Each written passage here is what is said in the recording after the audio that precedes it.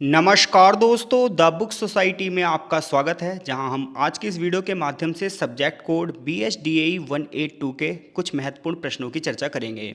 जहां प्रत्येक वीडियो में एक प्रश्न की चर्चा की जाएगी और यदि आपको वो प्रश्न समझ में आता है तो कमेंट बॉक्स में अपनी प्रतिक्रिया जरूर दें, ताकि इसी तरीके से और भी जो क्वेश्चन हैं उनके हम आंसर अपलोड कर सकें। तो आज की इस वीडियो में जो हमारा क्वेश्चन है वो क्वेश्चन है कि भाषा के विविध रूपों का परिचय दीजिए। ये क्वेश्चन प्रीवियस ईयर में कई बार आया है और बहुत ही ज़्यादा इंपॉर्टेंट क्वेश्चन है कि भाषा के विविध रूप क्या हैं। चैप्टर नंबर 1 में आपको इसका आंसर मिल जाएगा। अब देखो, बात ये आती है कि आंसर राइटिंग हम कैसे करें। तो देखो, जब ये क्वेश्चन आएगा भाषा के विविध रूपों का परिचय दीजिए, तो आप इस तरीके से एक फ्लो चार्ट बना सकते हैं और आप वहाँ बताएंगे कि जो भाषा के विविध रूप हैं वो इस प्रकार से हैं कि भौगोलिक या क्षेत्रीयता के आधार पर, प्रयोग के आधार पर, निर्माण के आधार पर, मानकता के आधार पर या प्रकार के आधार पर।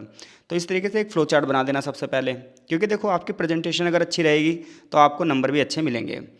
अब हम डिस्क्राइब कर देंगे। तो देखो, क्षेत्रीयता के आधार पर जो भाषा के रूप हैं वो भी कई प्रकार के हैं, जैसे व्यक्ति बोली, स्थानीय बोली, उपबोली, बोली। तो देखो, हर क्षेत्र के संदर्भ में भाषा का अलग अलग रूप से प्रयोग किया जाता है। तो जब हम व्यक्तिगत बोली की बात करते हैं तो जब हम देखते हैं कि हर जगह हर समाज की भाषा अलग है, हर क्षेत्र की भाषा अलग है, क्योंकि हर समाज हर क्षेत्र पे अपने अपने एनवायरनमेंट का प्रभाव पड़ता है। कई बार ये प्रभाव डायरेक्ट पड़ता है और कई बार इसका प्रभाव आगे तक भी जीवन में चलता है। इसी कारण हर व्यक्ति की अपनी व्यक्ति बोली होती है। तो आप देखते हो भारत में जगह जगह जिस तरीके से पानी बदलता है उसी तरीके से बोलियाँ भी बदलती हैं। अब ये क्योंकि व्यक्ति जो है वो अपने परिवार से सबसे पहले बोली सीखता है, तो इसी वजह से हमारे यहाँ सामाजिक भिन्नताएँ बहुत ज़्यादा हैं, क्षेत्रीय भिन्नताएँ बहुत ज़्यादा है। इसी वजह से जो बोलियों में विभिन्नताएँ बहुत ज़्यादा हैं। तो व्यक्ति बोली वो है जो व्यक्ति अपने परिवार से सीख रहा है, अपने क्षेत्रीय संदर्भ में सीख रहा है। वहीं दूसरी ओर है स्थानीय बोली। स्थानीय बोली यानी कि जो लोकल डायलेक्ट्स हैं। तो बहुत सी व्यक्ति बोलियाँ मिलकर एक स्थानीय बोली मिलती है, यानी कि एक पर्टिकुलर जो एरिया है उस एरिया में जो बोली बोली जाएगी वो स्थानीय बोली होती है। ये हमेशा किसी छोटे स्तर पर बोली जाती है। अब है एक उपबोली। तो एक से अधिक स्थानीय बोलियाँ मिलकर एक उपबोली बनाती हैं, जैसे भोजपुरी, गोरखपुरी। अब है बोली। एक से अधिक उपबोली मिलकर बोली बनाती हैं, जैसे बिहारी भाषा में भोजपुरी, मैथिली, मगधी, ये सब बोलियां हैं। और अब आती है भाषा। भाषा का क्षेत्र क्या होता है? बड़ा होता है। इसमें बहुत सारी बोलियां और बहुत सारी भाषाएं मिलकर, बहुत सारी उपभाषाएं मिलकर भाषा बनाती हैं। जैसे जब आप हिंदी भाषा की बात करोगे तो इसमें ब्रज भाषा, अवधी, ये सब आती हैं। तो अगर हम बात करें किसके आधार पर? क्षेत्रीयता के आधार पर। तो हमें पता है प्रत्येक क्षेत्र की अलग अलग बोलियां हैं, अलग अलग भाषाएं हैं, और ऐसे में इसमें बहुत सारे डिफरेंसेस होते हैं। जब व्यक्ति अपने परिवार से जो भाषा सीखता है, जो अपने परिवार में प्रयोग करता है, वो ज़्यादातर व्यक्तिगत बोली होती हैं। और कई सारी व्यक्तिगत बोलियाँ मिलकर स्थानीय बोली बन जाती हैं। कई स्थानीय बोलियाँ मिलकर उपबोली बन जाती हैं, कई उपबोलियाँ मिलकर बोली बन जाती हैं, और कई सारी बोलियाँ मिलकर भाषा बन जाती हैं। तो इस तरीके से आपको हेडिंग बनाकर इस तरीके से अपना आंसर जो है वो प्रेजेंट करना है, ताकि आपको नंबर और भी ज़्यादा मिल सकें। कई बार हमें बहुत सारा अच्छा आंसर लिख कर आते हैं, बहुत सारी नॉलेज होती है, बट तब भी नंबर हमें पूरे नहीं मिलते। उसका बड़ा कारण ये है कि हमें आंसर राइटिंग नहीं आती। तो इस तरीके से अगर आप आंसर राइटिंग करोगे तो आपको डेफिनेटली नंबर पूरे मिलेंगे। प्रयोग के आधार पर भाषा की बात करो, यानी कि आप भाषा का यूज़ किस तरीके से करते हो। तो देखो, भाषा का यूज़ हम कई तरीके से करते हैं, जैसे डेली रूटीन की बोलचाल में। तो कोई भी समाज अपने डेली रूटीन में जो भाषा का प्रयोग करता है वो सामान्य बोलचाल की भाषा होती है। इसे संपर्क भाषा भी कहते हैं। अब एक भाषा होती है इसमें किताब वगैरह लिखी जाती हैं, लिटरेचर लिखा जाता है, उसे साहित्यिक भाषा कहते हैं। एक भाषा होती है जिसे हम व्यवसाय में यूज़ करते हैं, जो कि फॉर्मल लैंग्वेज होती है, यानी कि जिस तरीके से आप घर में बात करते हो उस तरीके से व्यापार में भाषा थोड़ी यूज़ करोगे, व्यवसाय में थोड़ी यूज़ करोगे, तो व्यावसायिक भाषा होगी। एक होती है राजभाषा।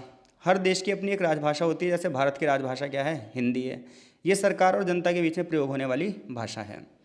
किसी भी देश का राष्ट्र का जो प्रतीक होती है उस देश की राष्ट्रभाषा होती है। जैसे भारत में कई बार ये मुद्दा उठता है कि हिंदी को राष्ट्रभाषा बना दो, लेकिन कई बार विवाद भी होता है, इसलिए हिंदी अभी तक राष्ट्रभाषा नहीं बन पाई है। एक भाषा होती है मृत भाषा। मृत भाषा यानी कि डेड लैंग्वेज, जिस भाषा का प्रयोग पहले होता था लेकिन अब इसका प्रयोग नहीं हो रहा है। फॉर एग्जाम्पल संस्कृत, ग्रीक, ये सब मृत भाषाएँ हो गई हैं। अब हम बात कर रहे हैं निर्माण के आधार पर भाषा।